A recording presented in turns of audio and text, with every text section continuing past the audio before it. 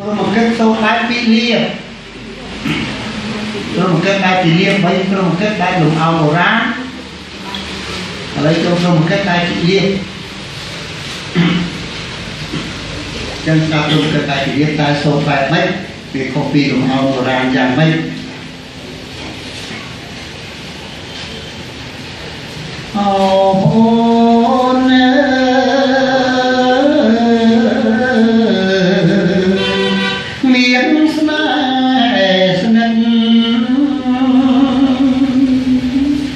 niềm thơm thân lửa prang sát su sống sao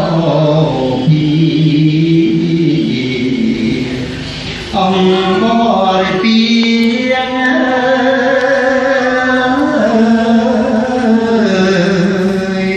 có riêng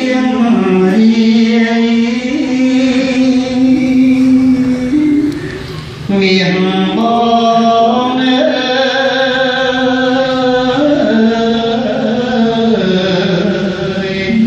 mà đón đến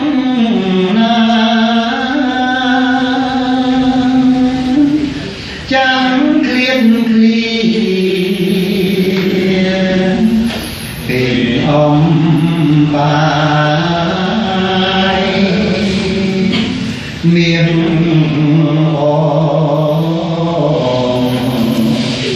mà đón đến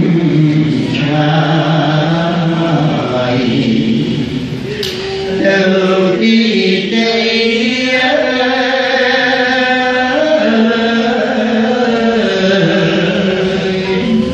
đó chính anh